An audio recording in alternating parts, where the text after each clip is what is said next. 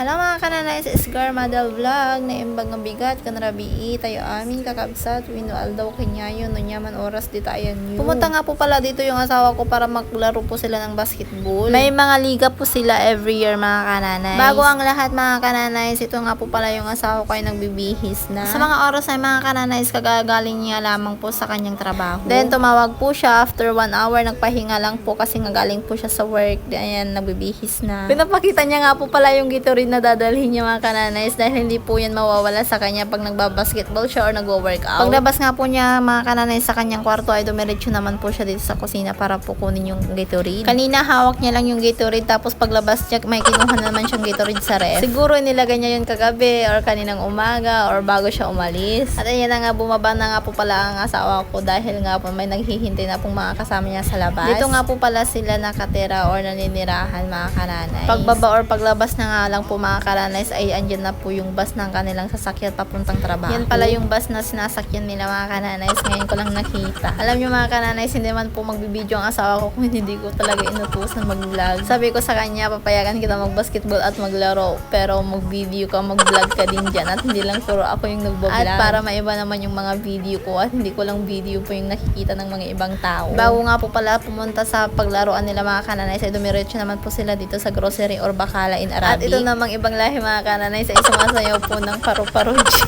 Kumanta nga lang po yung asawa ko ng paru-paro, bigla na lang po siyang sumayaw. Siyempre ako naman na nagvo-voice over or nag-i-edit ay talagang natutuwa ako or natatawa ako. Ganyan po mga ibang lahi mga kananays, hindi naman po lahat ay masayahin. Kung titignan yung mga kananays ay talagang may pataas-taas pa nga siya ng kamay. At tuwang-tuwa naman po yung mga kasamahan ng asawa ko. At buti hindi siya tumalon-talon habang sumasayaw kasi yung mga ibang lahing ganun may patalon-talon. Nung nakabili na nga po pala sila mga kananays, kaya ito dumiretso na naman po sila dito. Dahil nga po dito po sila maglalaro or magbabasketball. Finally, nakita ko na naman ang itsura ng Saudi kahit nasa Pilipinas ako ngayon. Nagtrabaho nga po pala ako dito sa Saudi mga kananay, 1 year and 6 months. Ang trabaho ko po dito sa Saudi noon mga kananay ay DH at hindi na rin po ako nagtagal dito sa Saudi mga kananay, ay kailangan ko na rin pong umuwi. At hindi ko pa po pwedeng ikwento mga kananay kung bakit ako napauwi ng maaga at hindi ko po natapos yung aking kontrata. Kaya don't think negative mga kananay, always think positive lang po tayo. Darating din po tayo sa mga panahon na yan na pwede ko pong ikwento yung mga naranasan ko dito sa Saudi kung bakit po ako napauwi dito sa Pilipinas agad-agad. Habang nga naglalaro po dyan yung asawa ko mga kananay ay naka-video call naman po kami dyan. Syempre nanonood naman po sa mga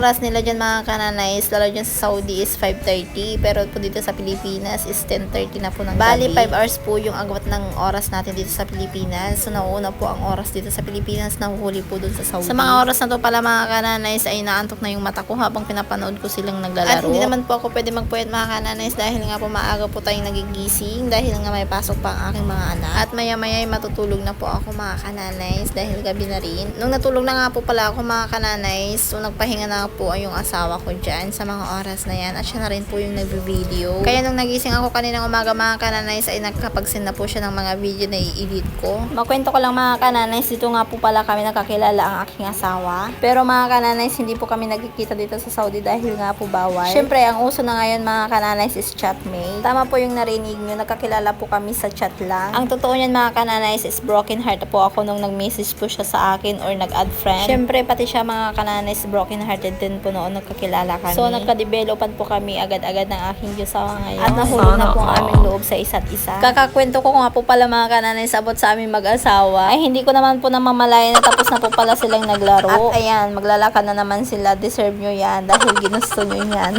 Pero okay lang yan. At least nakapagpapawis po sila, nakapaglibang po sila sa kanilang mga sarili. Alam nyo mga kananays, first vlog ng asawa ko dito sa Saudi. Sabi ko nga sa kanya, first vlog mo pero tignan mo naman mga videos mo, puro daan mo lang ang yung binibideo. Ay, di bali na lang mga kananays, balik na lang po tayo sa pagkwekwento lalo na po nung nasa Saudi. Alam nyo mga kananays, pag winter po yun sa Saudi ay sobrang lamig, parang kang nasa loob ng freezer. Pero pag summer naman mga kananays ay sobrang init. Yung sobrang init na nga mga kananays ay umuulan pa ng mga buhangin. Lalo na pagka lumalabas ka or naglilinis ka sa labas ay umuulan umuulan ng buhangin, nalalagyan talaga yung mga ilong mo, yung mata mo, or yung buhok mo. Hindi mo po mamaiwasan yun. Noon nga mga kananays, nung ninyan pa ako sa Saudi, habang umuulan po ng buhangin mga kananays, ay talagang naglilinis po ako sa harapan ng bahay ng apo ko. At ito na nga, daldal na nga ako ng daldal, ay nandito na nga po pala ang asawa ko. Sumakay na nga po pala siya sa elevator mga kananays, at tignan nyo naman ang itsura niya, pawis na pawis, basang-basa ng pawis ang kanyang damit. Tapos ano ba yung plastic na hawak niya, yung towel niya po ata yan. At ayan na nga, tignan nyo, nagbe-video siya kahit nasa loob siya ng elevator. Habang nga nag-i-edit ako mga kananays or nagbo-voice over ako, ay parang natutuwa naman ako sa asawa ko. Dahil nga tulad ng sabi ko sa inyo mga kananays, ay inutusan ko po siyang mag-video or mag-vlog din minsan. Bago naman po matapos ang aking video mga kananays, don't forget to subscribe my YouTube channel. And don't forget to share and like. God bless everyone. Thank you for watching.